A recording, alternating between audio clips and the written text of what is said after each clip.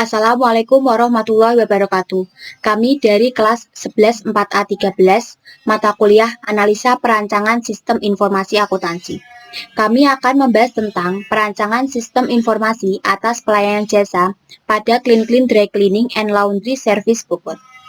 Perkenalkan, nama saya Pratiwi Zulfia Parasmita dan teman saya 1. Tria Lustriana, 2. Galuh Seftifani, 3. Saskia Bella Aristi, dan 4. Novia Nurul Wardani. Kami akan membahas tentang peralatan pendukung yang terdiri dari 1. Kelas diagram, 2. Sequence diagram, 3. User interface, 4. Deployment diagram, dan kelima testing. Kelas diagram. Menurut Rosa dalam Herianto tahun 2018, kelas diagram menggambarkan struktur sistem dari segi pendefinisian kelas-kelas yang akan dibuat untuk membangun sistem. Menurut Witten, dalam Swendi tahun 2018, kelas sebagai suatu set objek yang memiliki atribut dan perilaku yang sama. Kelas kadang disebut kelas objek. Kelas memiliki 3 area pokok, yaitu 1. Nama. Kelas harus memiliki nama. Yang kedua, atribut. Adalah kelengkapan yang melekat pada kelas. Nilai dari suatu kelas hanya bisa diproses sebatas atribut yang dimiliki. Ketiga, operasi. Adalah proses yang dapat dilakukan oleh sebuah kelas, baik pada kelas itu sendiri maupun pada kelas yang lainnya. Kelas diagram pada proses bisnis ini terdiri dari kelas transaksi, kelas detail transaksi, kelas jurnal, kelas detail jurnal, kelas barang, kelas akun, dan kelas user. Yang pertama, kelas transaksi. Transaksi, setiap transaksi dapat dilakukan oleh satu user. Dan satu user dapat melakukan satu atau banyak transaksi. Yang kedua, jurnal. Setiap jurnal dapat dikelola oleh satu user. Dan satu user dapat mengelola satu atau banyak jurnal. Yang ketiga, barang. Setiap barang dapat dikelola oleh satu user. Dan satu user dapat mengelola satu atau banyak barang. Kelas akun. Setiap akun dapat dikelola oleh satu user, dan satu user dapat mengelola satu atau banyak akun.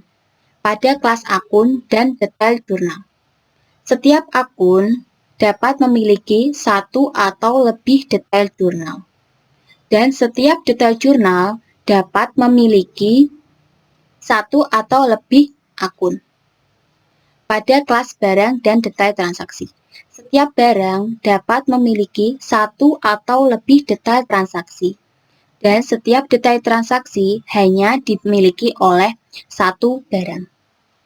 Pada kelas transaksi dan kelas detail transaksi, terdapat proses yaitu komposisi, di mana objek transaksi ini merupakan komposisi dari objek detail transaksi.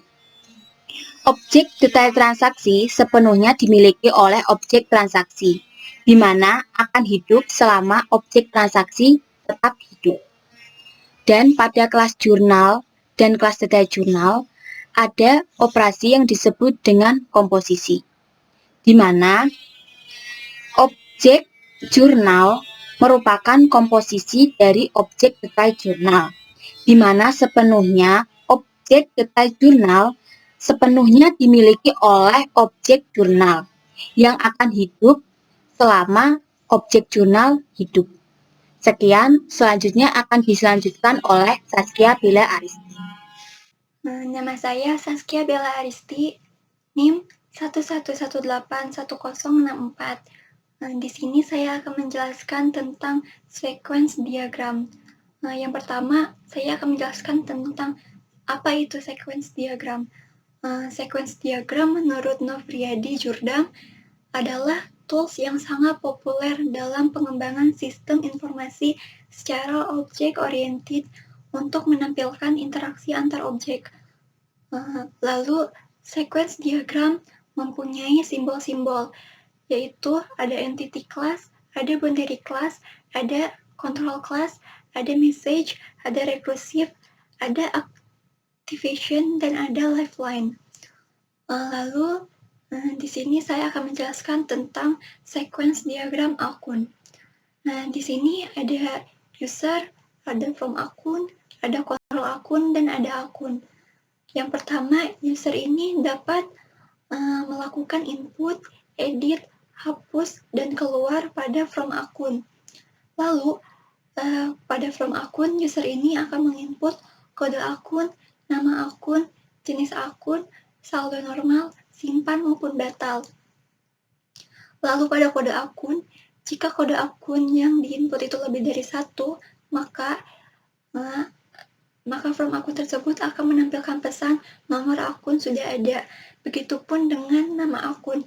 Jika nama akun yang dimasukkan lebih dari 1, maka akan menampilkan pesan nama akun sudah ada. Lalu data-data tersebut akan diproses pada kontrol akun, dan kemudian kode akun, nama akun, jenis akun, saldo normal, simpan maupun batal akan ditampilkan pada menu akun. Lalu berikutnya saya akan menjelaskan tentang sequence diagram transaksi.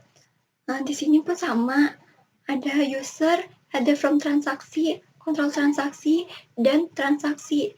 Yang pertama, user dapat melakukan input, keluar, edit, maupun hapus pada from transaksi. Lalu, user dapat menginput kode nota, kode transaksi, nama pelanggan, alamat, nomor HP, nama barang, tarif, total tarif, dan simpan maupun batal pada from transaksi.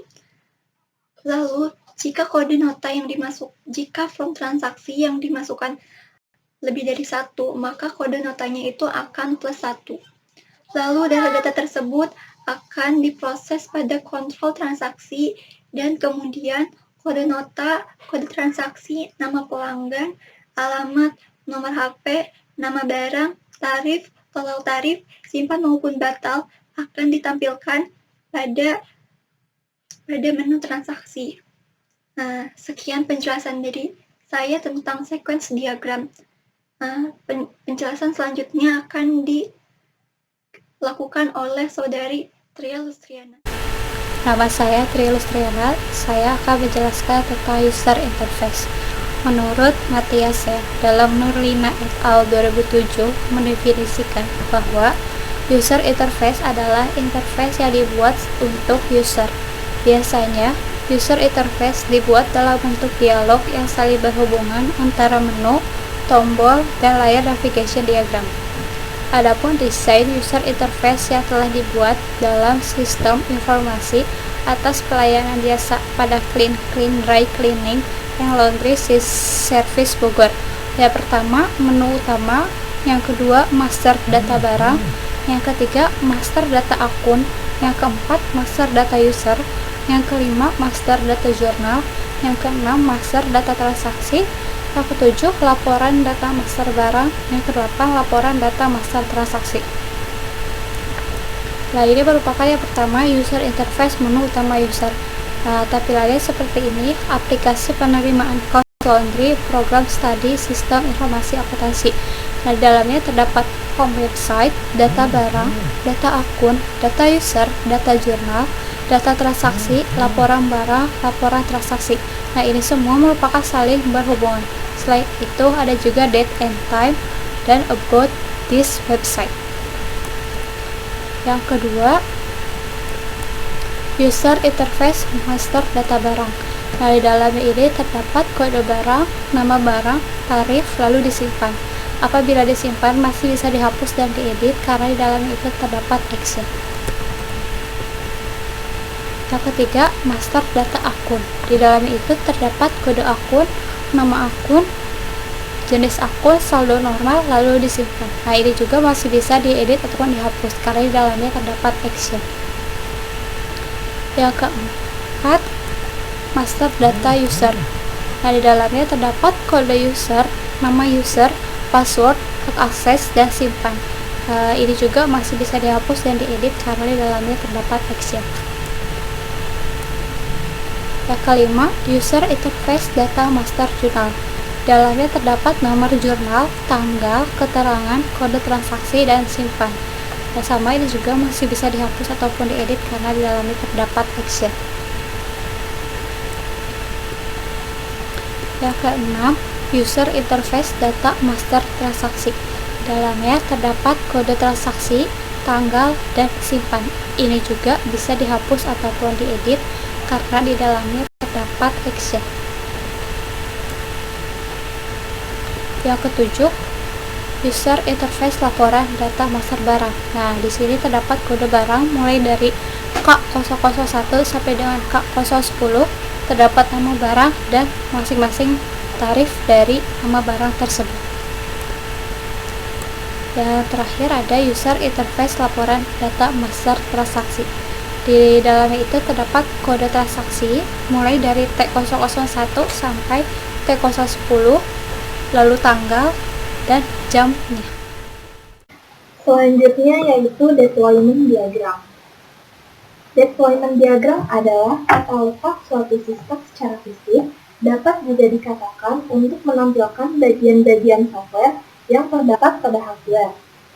Deployment diagram tujuannya untuk menunjukkan letak software pada hardware. Pendapat lain juga mengartikan bahwa deployment diagram adalah diagram yang digunakan untuk memetakan software ke processing node, menunjukkan konfigurasi elemen pemroses pada saat runtime dan software yang ada di dalamnya. Diagram ini adalah salah satu diagram paling penting dalam tingkat implementasi perangkat lunak dan kadang-kadang ditulis sebelum coding. Dengan menggunakan deployment diagram, kita dapat menentukan ruang yang tersedia dan waktu eksekusi yang tersedia oleh perangkat keras. Untuk membuat deployment diagram itu sendiri, caranya klik model, add diagram, pilih deployment diagram. Kemudian pilih node dan beri nama mana. Node digunakan untuk mengimplementasikan hardware pada sistem. Sebuah node digambarkan dengan kubus dan diberi nama keterangan di dalam kubus tersebut. Selanjutnya di dalam main terdapat Java. Komponen menunjukkan modular pada sebuah sistem yang mana dapat mengkapsulasi isi serta memanifest dapat diganti lingkungannya. Kemudian node yang kedua yaitu device. Lalu komponen di dalam device yaitu program penerimaan kas. Kemudian node yang ketiga yaitu database.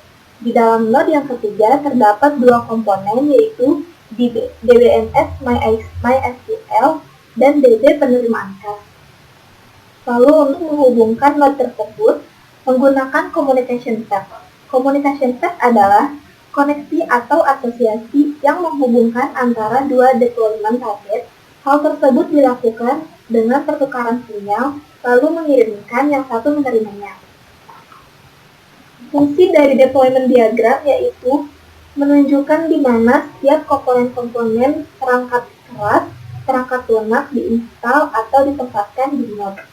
Yang kedua menunjukkan hubungan komunikasi antara komponen perangkat keras. Yang ketiga menunjukkan struktur dari sistem runtime. Sedangkan manfaatnya yaitu satu, memberikan kemudahan dalam menjelaskan atau menerangkan sebuah sistem dibandingkan hanya dengan kata-kata. Dua, mempermudah mengingat data-data kuantitatif. Yang ketiga, lebih efektif dan praktis sebagai penjelasan dibandingkan dengan menggunakan kalimat. Materi selanjutnya akan disampaikan oleh Sofia Nurulwardani. Selanjutnya, saya akan menjelaskan tentang testing black box. Yang pertama, pada form data master barang, skenario pengujiannya seperti ini. Semua kolom diisi kosong, tidak diisi. Hasil yang diharapkannya adalah sistem akan menolak. Yang kedua, kode barang, nama barang diisi dengan benar, tetapi tarif tidak diisi. Hasilnya sama, sistem akan menolak. Yang ketiga, semua diisi dengan benar, dan hasil yang diharapkan adalah sistem akan menerima dan menampilkan data berhasil disimpan. Untuk pada kolom cari data barang, mengisikan kondisi yang salah, maka hasil yang diharapkan adalah sistem akan menolak. Tetapi jika kita mengetikkan kondisi yang benar, maka sistem akan menerima akses dan menampilkan data barangnya tersebut. Selanjutnya, pada form data master akun, sama seperti data master barang, Yang pertama, semua kolom tidak diisi dan hasilnya sistem akan menolak. Yang kedua, kode akun, nama akun, dan jenis akun diisi dengan benar, tetapi saldo normal tidak diisi. Maka sistem akan menolak dan menampilkan laman glassface error. Untuk yang ketiga, kode akun, nama akun, persediaan, jenis akunnya, saldo normal, semua diisi dengan benar, maka sistem akan menerima dan menampilkan data berhasil disimpan. Untuk cari data akunnya, kita mengisikan kondisi yang salah, maka hasilnya juga sama, sistem akan menolak. Jika kita mengetikkan kondisi yang benar, maka sistem akan menerima dan menampilkan data tersebut. Untuk form data master user sama seperti yang tadi.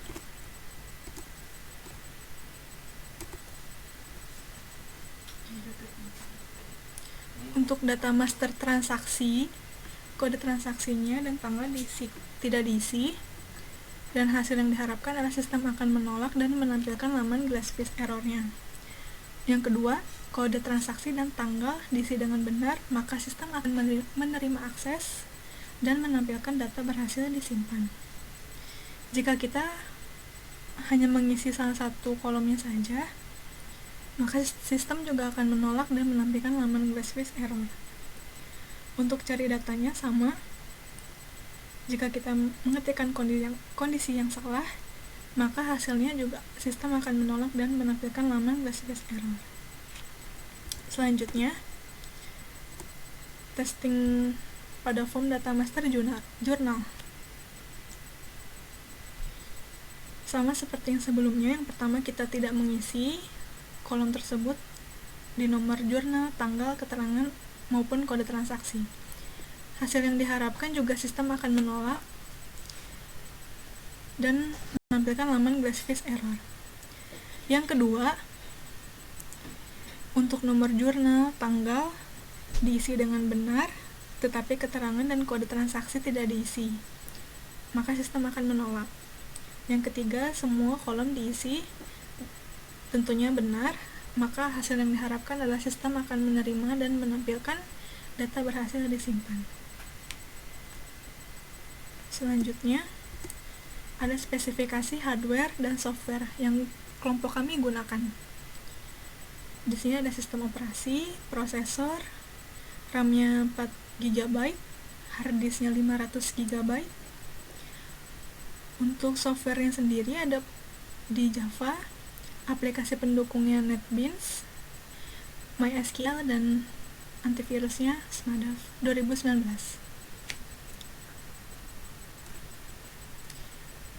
Terima kasih atas perhatiannya. Sekian dari kelompok kami. Wassalamualaikum warahmatullahi wabarakatuh.